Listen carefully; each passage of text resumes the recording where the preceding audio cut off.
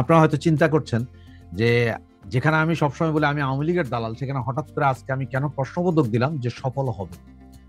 এটার কারণ হচ্ছে যে আপনারা অনেকেই আমাকে মেসেজ করে ফোন করে গত 2 দিনে কম করে আমি 1000 ফোন কল এবং মেসেজ রিসিভ করেছি, যারা জিজ্ঞেস করছেন যে ভাই 13 তারিখের এটা কি সফল হবে কিনা, বা ভাই এটা কি আসলে ঘটবে কিনা, বা এটা কেউ আমাদের সাথে যোগাযোগ করে নাই, কোনো দিক নির্দেশনা নাই, কিভাবে কি করব।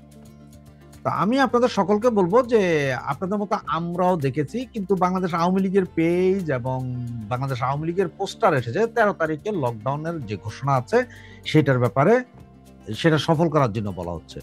বিভিন্ন টকশো গুলো, ইউটিউব টকশো যেগুলো, যেহেতু আমাদের কোনো এখন পেপার পত্রিকা বা টিভিতে আমাদের কোনো খবর প্রচার হচ্ছে না বা প্রচার করতে দিচ্ছে না, সেহেতু বিভিন্ন টিভি টকশো তো নাই, সুতরাং ইউটিউব টকশোতে আমাদের বিভিন্ন নেতৃবৃন্দ এসে বলে যাচ্ছেন যে কিভাবে কি করতে হবে বা লকডাউন কিভাবে হবে এবং 13 তারিখ লকডাউন হবে সে বিষয়ে বলছেন ওনারা।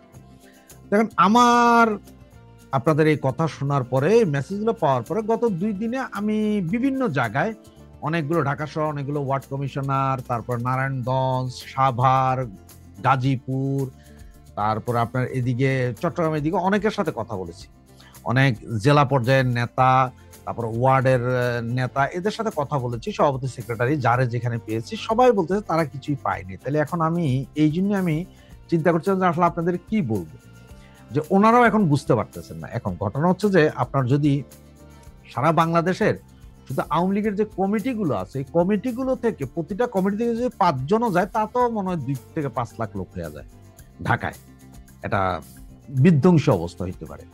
কিন্তু লকডাউনটাতে আমার মনে হয় না এখন পর্যন্ত বলেছে যে আপনারা সবাই ঢাকায় আসেন, ঢাকাতে করতে হবে না, এটা ঢাকা লকডাউন দিয়েছে সম্ভবত, লকডাউন টু ঢাকা। তাহলে ঢাকা লকডাউন হইতে হইলে কথা হচ্ছে যে লকডাউন, বা এটার আরেকটা শব্দ হয়তো হইতে পারে অবরোধ, সেটা হচ্ছে যে আপনার রাজপথ, রেলপথ, নৌপথ, 3টার অবরোধ হলে ঢাকা শহর কলাপসড হয়ে যায়। আর হচ্ছে যে এরপরে ঢাকার ভেতরে স্কুল, কলেজ, মাদ্রাসা, ব্যাংক, বিমা, ইন্স্যুরেন্স কোম্পানি, এগুলো সব বন্ধ করতে হবে বা কাজ কাম করতে পারবে না, এই পরিস্থিতি সৃষ্টি করতে হবে। তাহলে এই পরিস্থিতি যদি আমরা সৃষ্টি করতে যাই তাহলে কি করা যাইতে পারে? এইদিকে দেখেন আজকে 3 দিন ধরে বলছে যে মানে সেনাবাহিনী 50% উঠে যাবে, তার মানে আজকে সকাল থেকে উঠে যাওয়ার কথা। এইটার কোনো 100% গ্যারান্টি বলতে পারছে না, কারণ যেহেতু আইএসপি আর এখনো কোনো বিজ্ঞপ্তি দেয়নি। গতকাল না জানি গত পরশু যে সেনাবাহিনী যে প্রেস ব্রিফিং দিয়েছে সেখানেও এই বিষয়ে কোনো কথাই উচ্চারণ করেনি, কিন্তু প্রতিটা পত্রিকাতে আছে। পত্রিকাতে এই খবরটা আসার কারণে এটা এখন 50-50 চান্স। পত্রিকাতে এমন আছে ডিজিএফআই, এনএসআই বা সরকার নিজেরা অতি উৎসাহী হয়ে এটা দিয়েছেন, মানে এটা করে যেহেতু আওয়ামী লীগের নামান যায় কিনা দেখেন, কিছু ধরা যায় কিনা, অথবা আপনার হইতে পারে যে এটা সত্যিই উঠছে, কোনটা এটা 50-50। এই যখন অবস্থা তখন আপনারা কিভাবে কি করবেন? আমি বলি সেফটি ফার্স্ট। আপনারা এখনো সময় আছে, 12 তারিখ পর্যন্ত একটু ওয়েট করেন, ধৈর্য ধরেন, দেখেন। এত বেশি উতলা হয়ে লাভ নেই, কারণ আপনারা লকডাউন দিতে যাইয়া এখন সারা বাংলাদেশ থেকে আপনারা ওই যে 2-4 জন 50 জন যাবেন, যাইয়া ওখানে বহুত কিছু করে ফেলুন, এরকম মনে হয় না কিছু হবে। ছোট ছোট ঝটিকা মিছিল যারা করতেছেন, এটা কিন্তু সরকারের উপর একটা বিশাল চাপ।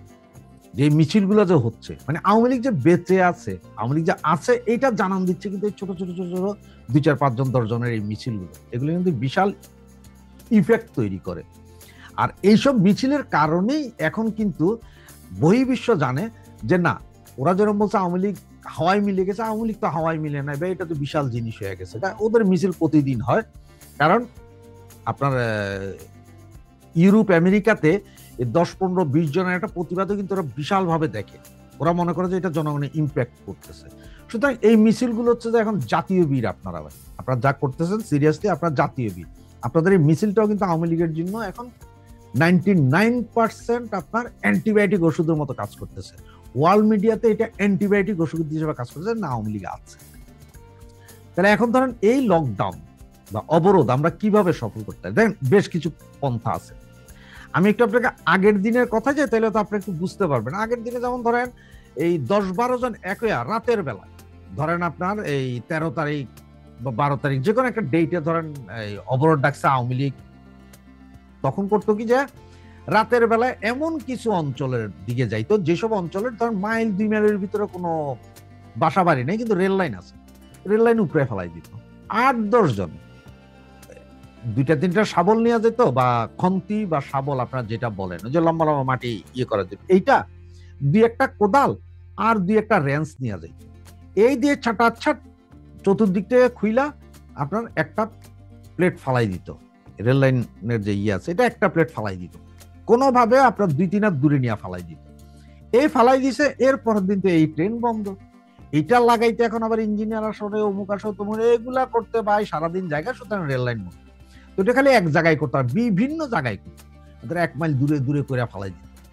এবং এটা শুধু যেমন ধরেন ঢাকা চিটাং বা চিটাং রাজশাহী, চিটাং বরিশাল এরকম না, সারা বাংলাদেশের বিভিন্ন জায়গা থেকে ঢাকা মুখী সমস্ত কিছু বন্ধ করে দিত।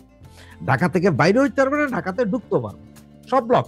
ওকে, রাস্তাঘাট রাজপথে কি করতো, রাজপথে হঠাৎ করে 4-5 জন ঝটিকে মিছিল কইরা ইট পাটকেল মেরে 2-4টা গাড়ির গ্লাস ভেঙে দিছে, সাথে সাথে ফুল রোড ব্লক, 2টা টায়ার জ্বালাই দিছে।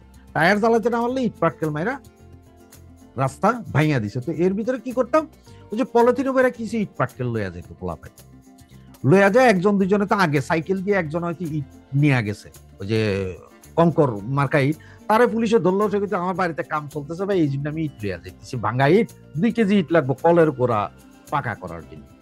এটা টেকনিক।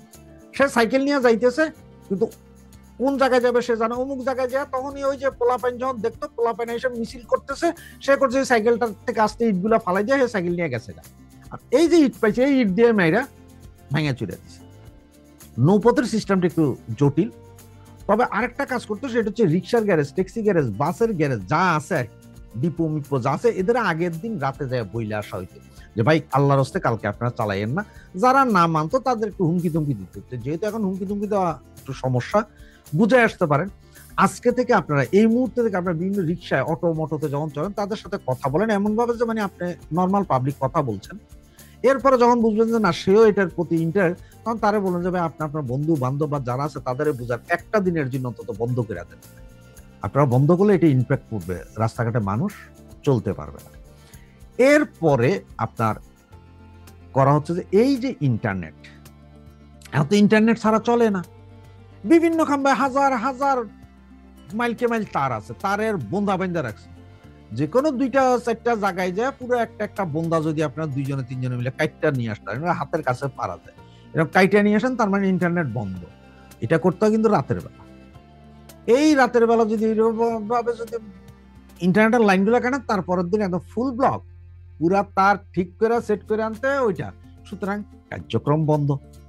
এগুলো হচ্ছে সিস্টেম, এটা আন্দোলনের সফল করার জন্য এগুলো হচ্ছে নর্মাল সিস্টেম। এখন আর যদি বিধ্বংস হইতে পারেন যে না ভাই আমরা মিছিল করে 2-4-10টা ওই গ্রামীণ ব্যাংকের গ্লাস ভাঙিয়ে দেবো, 2-4-10টা মার্কেটের উপর পাথর ভাইরা সুন্দর সুন্দর গ্লাস ভেঙে দেবো, এটা হচ্ছে অন্য জিনিস, এটা আগুন জিনিস সেটা।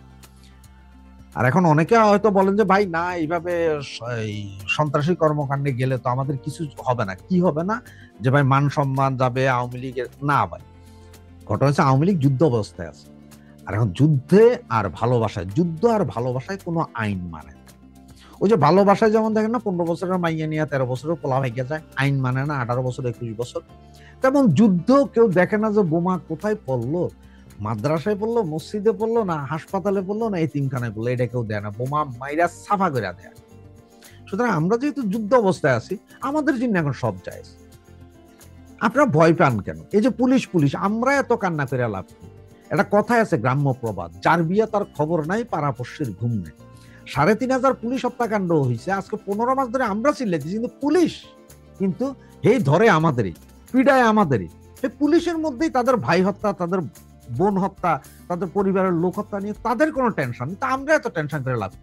তার মানে হচ্ছে যে এরা ওই সময় যে এরকম মাইর খেয়েছে, এখনো আসলে এরা মাইর খাওয়ার যোগ্য, কারণ হচ্ছে এখনো মাইর খাওয়ার যোগ্য। তা না হইলে এদের তো অন্তত একটা ইয়ে ছিল যে একটু ছাড় দিয়ে দিই, তারপরে ছাড় যা একদম দিচ্ছে না তা না, কিছু কিছু জায়গায় ছাড় দিচ্ছে। যেমন একটা থানার থেকে আপনার 50টা গাড়ি বাইরে, একটা থানায় 50,000 পুলিশ না, একটা থানা এরিয়া অনেক বড়, যদি আপনার 50 জন পুলিশ থাকে, 50 জন পুলিশ আপনাদের 10টা মিছিল, ওই থানার 10টা মিছিল ঠেকাইতে পারবেন। আর মিছিল কখন কোথায় হবে তো কেউ জানে না আপনারা ছাড়া। আপনারা আপনাদের গ্রুপ ওয়াইজ করে এইভাবে মিছিলটা করতে হয়, কিন্তু একটু সাবধানে করতে হয়। আপনারা একটু খবর নিতে পারেন কোথায় পুলিশের গাড়ি, আর পুলিশের গাড়ি দেখলেই দৌড় না দিয়া প্রয়োজনে 2-4-5টা পাথর মেরে পুলিশের গাড়ির গ্লাস বরাবর চেষ্টা করে। যদি একটা দুইটা গাড়িও যদি গ্লাস ভাঙতারে, এটাও কিন্তু নিউজ হয়ে যাবে। তার মানে আপনারা যাই ভাঙবেন, যাই করবেন, সবই নিউজ হবে, সবই বেনিফিট হবে। যা আওয়ামী লীগ আছে দেখাই দিবে। এখন বলতেছে যে না, দেখেন আপনার এই যে রিজভী সাহেব 17 বছর উনি পুলিশ ধরবে, এই জন্য আওয়ামী লীগ বলতেছে ওই যে বিএনপির অফিসের ভিতরে বসে ছিলেন না, একা একা হরতাল করছেন না রাস্তার উপর থেকে তুলে, এইসব ভিডিও আপনারা এখনো ছাড়েন না। দৌড় সালাউদ্দিনের কথা মনে আছে, দৌড় দিছিল যে, এগুলো মনে নেই? তাহলে এগুলো যদি মনে থাকে তাহলে বুঝেন ওরা বিরোধী দল কি করছিল ওই সময়কার, এখন আমরা কি করতে হবে। অনেক ভিডিও দেখবেন জামাতের অনেক নেতা বলছে যে ওরা মোবাইল নিয়ে যাইতো না, ক্লিন মোবাইল নিয়ে যাইতো, বা কোনো মোবাইলই থাকতো না, বাটন ফোন ছাড়া কোনো ফোনই থাকতো না আমাদের কাছে। ওই ভিডিও করার জন্য সিমলেস একটা ফোন দিয়ে ভিডিও করে পরে আইসা ছাড়তো। এটা কিন্তু টেকনিক তাদের এইসব ভিডিওগুলো অনেক ঘুরতেছে, আপনি দেখতে পারবেন। এগুলো দেখলেও বুঝবেন যে একটা আন্দোলন কিভাবে দাঁড়া করানো যায়, একটা লকডাউন ডাকলে কিভাবে করা যায়। তারা লকডাউন যেহেতু আওয়ামী লীগ ডেকে বসছে এবং ডেকে ফেলছে, এখনো হয়তো অনেক জায়গায় যোগাযোগ নাই, সেটা হয়তো আগামী 10-11 তারিখ ভিতরে সবার সাথে সবার যোগাযোগ হয়ে যাবে। হয়ে যাওয়ার পরে আপনার এখন কি লক্ষ লক্ষ লোক ঢাকায় ঢুকবে, নাকি যে যেখানে আছে সেখান থেকে ঢাকা লকডাউন করে দিবে, ঢাকাকে চতুর্দিক থেকে ঘেরাও করে লক করে দিবে যে ঢুকবেও না, কিছু বাইর হবে না। তাহলে ওই যে বললাম আপনাদের রেলপথ, নৌপথ, রাজপথ, মানে যোগাযোগ ব্যবস্থা, টোটাল যোগাযোগ ব্যবস্থা, ঢাকা শহরের ভিতরে ইন্টারনেট ব্যবস্থা, এগুলো যদি করা যায় লকডাউন সফল। আপনার একটু টেকনিক হইলে ওই বড় মিছিল করে বা ইয়ে করার চেয়ে এইটা করে দিলে হয়ে যায়। আর মিছিল তো করবেন যার যেখানে সামর্থ্য আছে, 10 জন আছে, 5 জন আছে, একজন হলে একজনেই মিছিল করেন, নো টেনশন, একজন হলে একজন, অসুবিধা কি, কোনো সমস্যা নেই। সুতরাং এগুলা হইতে হবে। তা আমার কাছে আপাতত যা ছিল তার মধ্যে হচ্ছে যে আমিও এখনো যে কিভাবে কি হবে এটা এখনো আমি জানি না, বা হয়তো এখনো জানানো হয়নি, এটা সেন্ট্রাল লিডারদের বিষয়, যে যেহেতু ভাইস্ট হয়ে যায় এই জন্য। আর আপনারা অনেকে বলেন যে ভাই আপনারা ওখান থেকে বসে বসে লম্বা লম্বা কথা বলেন, আপনারা রাস্তায় নামেন না কেন, দেশে আসেন কথা বলেন। বাইরে আমাদের তো বয়স হয়ে গেছে, আপনাদের বয়সে আমরাও করছিলাম, এখন বয়স হয়েছে হয়তো বাইরে আছি, কিন্তু আপনারা হচ্ছেন যে জাতীয় বীর, আমরা না। আমরা হয়তো আপনারা করেন বা আপনারা কি করতেছেন না করতেছেন এগুলো নিয়ে হয়তো আলোচনা করি, যাতে যেহেতু রেডিও, পেপার, পত্রিকা কোথাও আমাদের নিউজ দেয় না, তাই আমরা চাই যে আমরা ইউটিউব চ্যানেলের মাধ্যমে এইসব কাহিনীগুলো বলার কারণে হয়তো 20টা লোক শুনে, আর এই 20টা লোকের মাথায় হিট করে যে এটা এরকম একটা কিছু হচ্ছে, সে যে আরো 20 জনের সাথে আলোচনা করে। আমরা সহযোগিতা করছি আপনাদেরকে, বাইরে থেকে হয়তো এইসব ইনফরমেশন বা কিভাবে কি হয় এগুলো বলতেছি, আমরা আপনাদের সহযোগী শক্তি। আপনার গত জুলাই আগস্টে এই ইউটিউব ইনফ্লুয়েন্সাররা কি করেছিল সেটা যদি একটু চিন্তা করেন, তাহলে বুঝে যাবেন যে আমরা যারা এখন বাইরে থেকে বলছি বা ইয়ে করছি, তারা কিন্তু আপনাদেরকেই বলছি। হয়তো অনেক সময় দু একটা কথা রাগে খুব বশত বলি, সেটাকে ক্ষমা সুন্দর দৃষ্টিতে দেখে শুধু যদি মনে করেন যে না, এই ভাইয়েরা জাস্ট প্রচার করছে। এক যমুনা টিভি যদি আমাদের তখন ডুবাই দিতারে, তাহলে এখন আমরা কি 50টা ইউটিউব চ্যানেল যারা আছি, তারা কি আমাদের এই ভয়েস বা আপনাদের এই এগুলো কি সারা বাংলাদেশে দিতে পারতেছে না? দিতে পারি। আমাদের ভয়েস গুলো কেটে কেটে অনেকে ছেড়ে দিচ্ছে না, ছেড়ে দিচ্ছে, হোক, অসুবিধা কি, এটা ভালো কাজ। সুতরাং লকডাউনটা ওই যে বললাম, লকডাউন এভাবেই লকডাউন হয়তো সফল হইতে পারে, যদি যেভাবে বললাম আমি এইভাবে করে আমরা সফল করতে পারি। আর যদি আমাদের নেতৃবৃন্দ যদি বলে যে না সবাই ঢাকা শহরে ঢুকেন, ঢাকার শহরে আসেন, তাহলে সেটা হচ্ছে যে অন্য বিষয়, সেটা নিয়ে হয়তো আপনার 10-11 তারিখে বলা যাবে যে কিভাবে কি করতে যাচ্ছে। তো আপাতত এইটুকুই, ধন্যবাদ। জয় বাংলা, জয় বঙ্গবন্ধু। কাজেই এটা নিশ্চিত সেনাবাহিনীর সংখ্যা কমিয়ে ফেলার পর এই অনুপস্থিতিতে এসব সংঘর্ষ ভয়াবহ পরিমাণে বাড়বে। মনোনয়ন প্রাপ্ত ব্যক্তিরা প্রশ্ন করছেন যে দল বা সরকার নির্বাচনে অংশ নেওয়ার জন্য তারা যে নির্বাচনী জনসংযোগ পরিচালনা করবেন, তাতে নিরাপত্তার কি ব্যবস্থা রাখছে এবং তাদেরকে এত আগে এতটা অনিরাপদ করে দেওয়া হলো কেন এরকম একটা সময়ে, যখন নির্বাচনের তফসিলটা আদৌ ঘোষিত হবে কিনা, নির্বাচনটাই আদৌ হবে কিনা তার কোনো ঠিক নাই। এবং অনেক ক্ষেত্রেই বিএনপি মনোনয়ন দিয়েছে এমন ব্যক্তিদেরকে যারা ঠিক সেই এলাকার। নির্বাচন হচ্ছে কিনা, নির্বাচনের আগে মানে জাতীয় সংসদ নির্বাচনের আগে একটা গণভোটের প্রক্রিয়া পার হতে হবে কিনা, নির্বাচনের তফসিলটা কবে, তারেক রহমান কবে ফিরতে পারবেন, এই কোনো প্রশ্নের উত্তর না জেনে এই যে বিএনপি তার 237 জনের মনোনয়নের তালিকা প্রকাশ করে দিয়েছে, বিএনপির ভেতরেই এমনকি যারা প্রার্থিতা পেয়েছেন তাদের ভেতরে এই নিয়ে চরম এক রকমের উদ্বেগ, উৎকণ্ঠা এবং প্রশ্নের জন্ম হয়েছে যে ঠিক কোন কারণে নির্বাচনের, এমন একটা স্পর্শকাতর নির্বাচনের 3-3.5 মাস আগে প্রার্থী তালিকা ঘোষণা করা হলো বিএনপির তরফে। বিভিন্ন সূত্র থেকে জানা যাচ্ছে কোনো পক্ষ তারেক রহমানকে সরাসরি এমন পরামর্শ দিয়েছিলেন যে তারেক রহমান যেহেতু তফসিল ঘোষণা হলে ফিরতে পারবেন বলে সরকারের কেউ তাদেরকে এমন একটা আশ্বাস দিচ্ছেন, তফসিলের আগে তিনি ফিরলে যদি তারেক রহমান আগে ভাগে মনোনয়নের তালিকাটা প্রকাশ করে ফেলেন তাহলে দলের ভেতরে যেসব কোন্দল, অন্তর্কোন্দল, সহিংসতা, দ্বন্দ্ব, সংঘাত সব থেমে তারেক রহমান আসতে আসতে দলের ভেতরে একটা স্থিতি আসবে। কারণ যারা বিএনপির রাজনীতি নিবিড়ভাবে পর্যবেক্ষণ করেন তারা জানেন যে 2024-এর আগস্টের পর থেকে বিএনপির নেতৃবৃন্দ প্রায় সকল জেলায় গিয়ে নতুন কমিটি ঘোষণা করবার উদ্যোগ নিলেও বেশিরভাগ জেলাতেই নতুন কমিটি ঘোষণা করা সম্ভব হয় নাই মতপার্থক্যের জন্য। তো যেই দলের ধরেন বহু বছর ধরে, আওয়ামী লীগ আমলে তো নয়, এমনকি আওয়ামী লীগ আমল শেষ হওয়ার পর এই আগস্ট মাসের পর থেকেও 2024-এর আগস্টের পর থেকেও দলীয় কমিটিগুলো এই দলীয় কোন্দলে কোনোভাবে ঘোষণা করা সম্ভব হচ্ছিল না। সেই দলে মনোনয়ন ঘোষণার পর কতটা সংঘাত, দ্বন্দ্ব ছড়িয়ে পড়তে পারে তা নিয়ে আশঙ্কা দলের শীর্ষ নেতৃত্বের মধ্যেও ছিল। কিন্তু এখন প্রশ্ন উঠেছে যে বিএনপি যেই মাত্র কোনো পক্ষের পরামর্শে এই মনোনয়ন তালিকা সকল দলের আগে ঘোষণা করে দিল, সেই মাত্র সেনাবাহিনীর সদস্যদেরকে আইন শৃঙ্খলা রক্ষার দায়িত্ব থেকে বড় সংখ্যায় সরিয়ে নেওয়ার যে সিদ্ধান্ত এলো, এটা একটা ফাঁদ কিনা, মানে বিএনপির মনোনয়ন প্রাপ্ত ব্যক্তিদের জন্য তো বটেই, দল হিসেবে বিএনপির জন্য একটা ফাঁদ কিনা। সেনাবাহিনীর সেনা সদস্যদের 50% মাঠ ছাড়ছে, এই খবর যেদিন বের হলো সেই বুধবারেই চট্টগ্রামে বিএনপির মনোনীত প্রার্থীর জনসংযোগের যে সভা, সেই সভায় গুলি চালানো হলো এবং সেখানে সেই প্রার্থী সহ 3 জন গুলিবিদ্ধ হলেন, 1 জন নিহত হলেন। নিহত ব্যক্তি শীর্ষ সন্ত্রাসীদের একজন, বিএনপির শীর্ষ নেতৃবৃন্দ, চট্টগ্রামের স্থায়ী কমিটির সদস্য আমির খসরু মাহমুদ চৌধুরী, তিনি বলছেন যে এই নিহত সরোয়ারের সঙ্গে, শীর্ষ সন্ত্রাসী সরোয়ারের সঙ্গে বিএনপির রাজনীতির কোনো সম্পর্ক নেই। কিন্তু 2024-এর 5ই আগস্টের পর জামিনে বেরিয়ে এসেছেন এই শীর্ষ সন্ত্রাসী সরোয়ার এবং তারপর থেকেই বিএনপি মনোনীত এই যে প্রার্থী এরশাদুল্লাহ, তার সঙ্গে তার ঘনিষ্ঠ সম্পর্ক, তার সঙ্গে তাকে বিভিন্ন রাজনৈতিক কর্মসূচিতে অংশ নিতে দেখা গেছে। শুধু তাই নয়, পত্রপত্রিকাগুলো খবর দিচ্ছে সরোয়ার যখন সম্প্রতি বিয়ে করেছেন সেই বিয়েতেও উপস্থিত ছিলেন বিএনপি মনোনীত প্রার্থী এরশাদুল্লাহ। কিন্তু শুধুই কি গতকালকে সেনাবাহিনী সরে যাবে এটা শোনা মাত্র শুধু কি চট্টগ্রামে কালকে সংঘাতের ঘটনা ঘটেছে? ভয়াবহ সংঘাতের ঘটনা ঘটেছে মধ্যরাতে চট্টগ্রামের রাউজানে, এবং রাউজানে বিএনপির দুপক্ষের মধ্যে সংঘর্ষ এবং গোলাগুলির ঘটনায় অন্তত 5 জন নেতাকর্মী গুলিবিদ্ধ হয়েছেন। রাউজান 2024-এর 5ই আগস্ট শেখ হাসিনার পতনের পর থেকে বিএনপির 2 গ্রুপের মধ্যকার সংঘর্ষে বারবার রক্তাক্ত হয়েছে এবং সংঘর্ষ একটা নিয়মিত ঘটনায় পরিণত হয়েছে।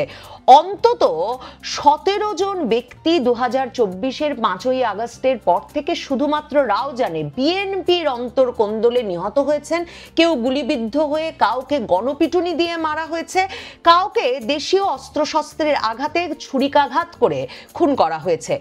এই সব খুন অন্তর্কোন্দলের ঘটনা সকলে জানেন ঘটছে বিএনপির দুই নেতা গোলাম আকবরের অনুসারী, যিনি কিনা বিএনপির বিলুপ্ত কমিটির আহ্বায়ক, এবং আর ঘটছে বিএনপির গিয়াসউদ্দিন কাদের চৌধুরীর অনুসারীদের মধ্যে সালাউদ্দিন কাদের চৌধুরীর ভাই গিয়াসউদ্দিন কাদের চৌধুরীর পদটাও স্থগিত আছে বিএনপিতে। এহেন রাও জানে সালাউদ্দিন কাদের চৌধুরীর ছেলে হুম্মাম কাদের চৌধুরীকে এরই মধ্যে মনোনয়ন দিয়ে দিয়েছে বিএনপি, কিন্তু গিয়াসউদ্দিন কাদের চৌধুরীর আসনটাই কিন্তু মনোনয়ন বাকি এরকম আরো অনেক স্পর্শকাতর আসনে, যেসব আসনে আধিপত্য বিস্তারকে কেন্দ্র করে নিয়মিত লাশ পড়ছে। তাহলে বিএনপি এই দ্বন্দ্ব সংঘাত ঠেকিয়ে সত্যি সত্যি নির্বাচনের পথে হাঁটতে পারবে? বিএনপির মনোনীত প্রার্থীরা যাদের বিরুদ্ধে বিভিন্ন জায়গায় গত 2 দিন 3 দিন ধরে সড়কপথ রেলপথ অবরোধ হচ্ছে, অস্ত্র শস্ত্রে সজ্জিত হয়ে সংঘর্ষের ঘটনা ঘটছে। আমি পত্রিকায় দেখছিলাম যে পুলিশ 2 ঘন্টা ধরে গোলাগুলি চললেও কোথাও উপস্থিত হয় না, পরে লাশ পড়ে গেলে লাশ নিতে আসে পুলিশ। আসলে পুলিশের এরকম একটা দ্বন্দ্ব সংঘাতময় পরিস্থিতিতে গিয়ে পরিস্থিতি নিয়ন্ত্রণে আনার উপায়টা কি? 2024-এর আগস্টের পর থেকে পুলিশকে কোনো পরিস্থিতিতে অস্ত্র ব্যবহারের অনুমোদন দেওয়া হচ্ছে না, মানে পুলিশের অস্ত্র জমা নিয়ে নেওয়া হয়েছে, পুলিশের কাছে আছে লাঠি, আর এই রাজনৈতিক দলের বিভিন্ন বিবদমান পক্ষ যখন সংঘর্ষে জড়াচ্ছে তাদের কাছে থাকছে অত্যাধুনিক অস্ত্র। কাজেই পুলিশের পক্ষে প্রাণ ভয়েই এসব সংঘর্ষ থামাতে যাওয়া একেবারেই অসম্ভব। তারপর দুই পক্ষের মধ্যে এমনকি যদি সাধারণ অস্ত্র শস্ত্রের সংঘর্ষও হয়, পুলিশ যে যাবে প্রাণ বাজি রেখে সেই সংঘর্ষ থামাতে, সেখানে যাওয়ার পর তারপর যে বিবদমান পক্ষগুলোর কোনো একটি পক্ষ রেগে মেগে চেতে পুলিশের গায়ে হাত তুলবে না, পুলিশকে গণপিটুনি দিয়ে মেরে ফেলবে না, বা থানা ঘেরাও করে ওই পুলিশকে এখনই চাকরিচ্যুত করতে হবে, মামলা দিতে হবে, এমন একটা মবের শিকার করবে না, পুলিশের কাছে এর কোনোটার কোনো গ্যারান্টি নেই। কাজেই এটা নিশ্চিত সেনাবাহিনীর সংখ্যা কমিয়ে ফেলার পর এই অনুপস্থিতিতে এসব সংঘর্ষ ভয়াবহ পরিমাণে বাড়বে। মনোনয়ন প্রাপ্ত ব্যক্তিরা প্রশ্ন করছেন যে দল বা সরকার নির্বাচনে অংশ নেওয়ার জন্য তারা যে নির্বাচনী জনসংযোগ পরিচালনা করবেন তাতে নিরাপত্তার কি ব্যবস্থা রাখছে, এবং তাদেরকে এত আগে এতটা অনিরাপদ করে দেওয়া হলো কেন এরকম একটা সময়ে, যখন নির্বাচনের তফসিলটা আদৌ ঘোষিত হবে কিনা, নির্বাচনটাই আদৌ হবে কিনা তার কোনো ঠিক নাই। এবং অনেক ক্ষেত্রেই বিএনপি মনোনয়ন দিয়েছে এমন ব্যক্তিদেরকে যারা ঠিক সেই এলাকার নয়। যেমন ধরুন, এমনকি বিএনপির তারকা প্রার্থী মায়ের ডাকের সানজিদা ইসলাম তুলি, তিনি ঢাকার যেই এলাকার বাসিন্দা সেই এলাকায় তাকে মনোনয়ন না দিয়ে, ঢাকা 12-তে তাকে মনোনয়ন না দিয়ে তাকে মনোনয়ন দেওয়া হয়েছে ঢাকা 14-তে, যেই আসনটা বিএনপির দীর্ঘ সময়ের বড় নেতা পরিবহন ব্যবসায়ী এস.এ. খালেকদের পরিবারের হচ্ছে সেই আসনটি, অথচ সেই মিরপুরের সেই আসনটি তাদেরকে না দিয়ে দেওয়া হয়েছে একজন নতুন প্রার্থীকে। এমন ঘটনা ঘটেছে ঢাকার বাইরেও বিভিন্ন জায়গায়, এমনকি ধরুন সিলেটে এমন ব্যক্তিকে লন্ডন প্রবাসী বলে লন্ডনে যোগাযোগের কারণে মনোনয়ন দিয়ে দেওয়া হয়েছে, যেই ব্যক্তি 19 বছরে একবারও বাংলাদেশেই আসেন নাই। কিন্তু বিএনপির নেতা কর্মী সমর্থকদের কাছে প্রত্যাশা করা হচ্ছে তার শীর্ষ নেতৃত্বের কাছে থেকে যে তারা এগুলো মেনে নেবেন এবং সমর্থন দেবেন। তবে বিএনপির নেতা কর্মী সমর্থকেরা আন্দোলন চালিয়ে যাচ্ছেন দেশের বিভিন্ন জায়গায়, কিছুতেই যাতে তাদের পছন্দ নয় এমন যে প্রার্থী এতদিন তাদের সঙ্গে ছিল না, সেই প্রার্থীর মনোনয়ন তুলে নেওয়া হয়। দলের ত্যাগী তৃণমূলের নেতাকর্মীদের সাথে ছিলেন এমন প্রার্থীদেরকে মনোনয়ন দেওয়া হয়।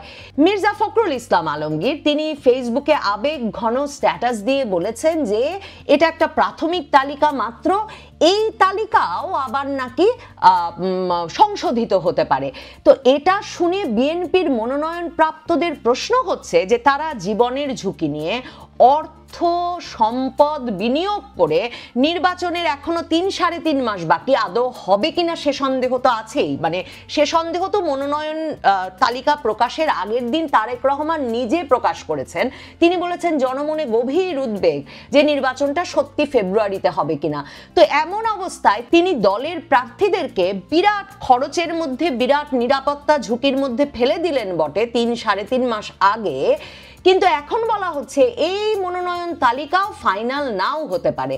তার কারণ আমার দেশ পত্রিকা হিসাব দিচ্ছে যে বিএনপিতে নাকি, বিএনপির কাছে 300 আসনের 222টা আসনই নাকি মিত্ররা চাচ্ছে। এই মিত্রদের বা শরিকদেরকে কাছে টানতে বিএনপি অনেক আসন ফাঁকা রেখেছে, যেমন হেফাজতে ইসলামের মামুনুল হক, বাংলাদেশ খেলাফত মজলিসের নেতা, সে মামুনুল হক লালবাগ, বাগেরহাট, ঢাকা, এরকম ঢাকা মোহাম্মদপুর, এরকম তিনটি আসনে থেকে বিএনপির মনোনয়ন চান। সে কথা আগেই বলে রেখেছেন যদি বিএনপি তাকে জোটে টানতে চায়।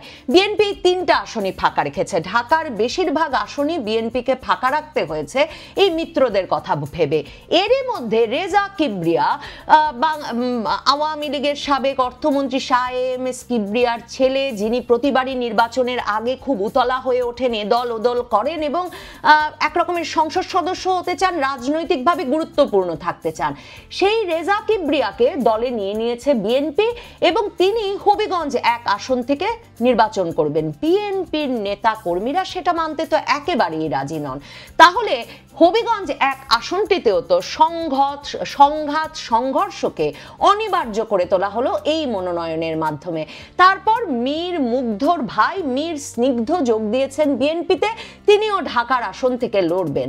তাহলে বিএনপির ছাত্রদল, যুবদল সহ তরুণ নেতাকর্মীদের কথা হচ্ছে যে তারা যারা এতদিন জেল, জুলুম, হামলা মামলার শিকার হলেন, তাদেরকে বিএনপি যদি মনোনয়ন না দিয়ে এদেরকে মনোনয়ন দেন এবং তারা যদি এটা মেনে নেন কোন রকম দ্বন্দ্ব সংঘাত ছাড়া, তাহলে তাদের রাজনৈতিক ক্যারিয়ারটার কি হবে?